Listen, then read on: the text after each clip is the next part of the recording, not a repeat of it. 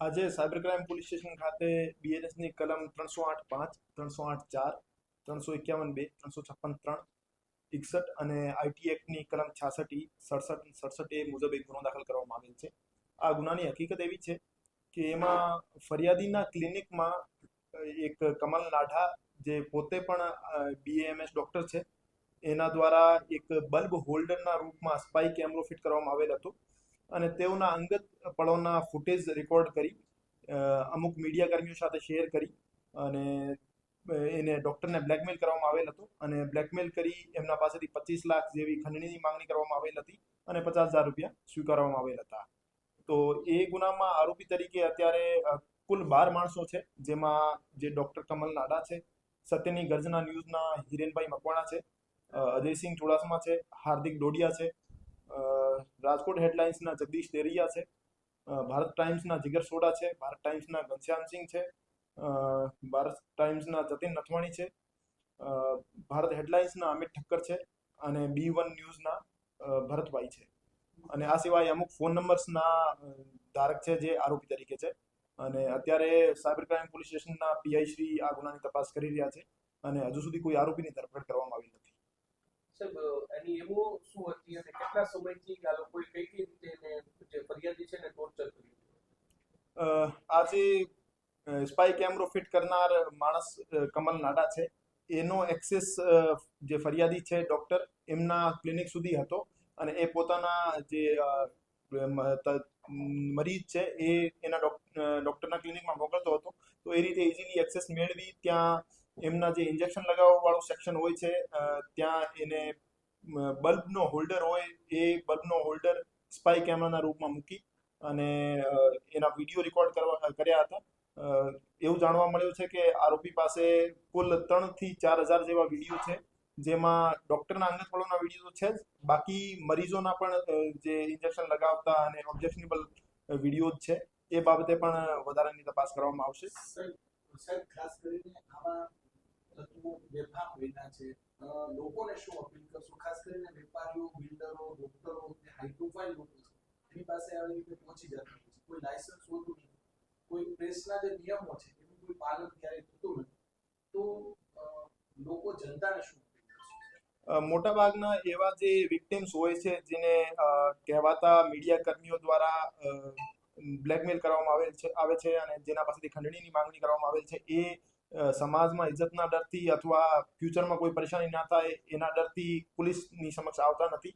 તો હું તમામને અપીલ કરવા માંગુ છું કે જ્યારે પણ આપને કોઈ એવા કથિત મીડિયા કર્મી અથવા બીજા કોઈ માણસો દ્વારા બ્લેકમેલ કરવામાં આવે અથવા મીડિયાનો ડર બતાવીને તમારા પાસેથી પૈસાની માંગણી કરવામાં આવે, તો આપ તરત જ પોલીસનો સંપર્ક કરો અને આપ જ્યાં સુધી સહન કરતા જશો એ આપની પાસેથી માંગણી વધારતા જશે, પણ આ પોલીસનો સંપર્ક કરો તો પોલીસ આપની પૂરેપૂરી મદદ કરશે.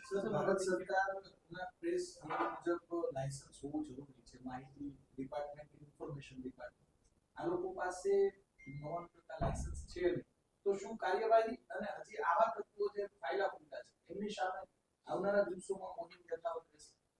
એ જે મેં મીડિયા કર્મીઓના નામ બોલ્યા છે, સત્યની ગર્જના, રાજકોટ હેડલાઇન્સ, ભારત ટાઈમ્સ અને ભારત હેડલાઇન્સ, B1 ન્યૂઝ, એના તમામના લાયસન્સ અને તમામના ડોક્યુમેન્ટ્સ તપાસ દરમિયાન ચકાસણી કરવામાં આવશે અને એને પ્રોપર લાયસન્સ અને ડોક્યુમેન્ટેશન કર્યા વગર પ્રેસ હાઉસ, મીડિયા હાઉસ ચાલુ કરી દીધો હોય તો એના વિરુદ્ધ કાયદાકીય પગલાં લેવામાં આવશે અને બીજી ફરિયાદ દાખલ કરવાનો સ્કોપ હશે તો બીજી ફરિયાદ પણ દાખલ કરવામાં આવશે. અને હું તમામ જનતાને અપીલ કરવા માંગુ છું કે આપને ધ્યાનમાં એવા કોઈ મીડિયા કર્મી આવે, જैसे અમુક સમય પહેલા અમારા ધ્યાનમાં આવ્યું હતું કે એક 3 મર્ડરના આરોપી હતો, એ એક XYZ ન્યૂઝ નામથી એક ન્યૂઝ ચલાવતા હતા અને લોકોને બ્લેકમેલ કરતા હતા, તો એની પણ કમ્પ્લેન અમને મળી હતી. એ જ રીતે આપને કોઈ બ્લેકમેલ કરતો હોય તો આપ તરત જ રાજકોટ ક્રાઇમ બ્રાન્ચ યા રાજકોટ શહેર પોલીસનો સંપર્ક કરો, જેથી અમે કાયદાકીય પગલાં લઈ શકીએ. ખાસ કરીને જે આપ જે વિરુદ્ધ ગુનો દાખલ છે તો ભૂતકાળમાં પણ કોઈ વિરુદ્ધ આ પ્રકારના દાખલ થયેલો સામે અમે આની પહેલા પણ એક સરકારી કર્મચારીની ફરિયાદ લઈને મીડિયા કર્મી વિરુદ્ધ ગુનો દાખલ કર્યો હતો. એ જે આરોપીઓ છે એના ગુનાહિત ઇતિહાસ છે કે કેમ એ બાબતની ચકાસણી તપાસ દરમિયાન કરવામાં આવશે અને હજુ સુધી અમારી પાસે એવી કોઈ માહિતી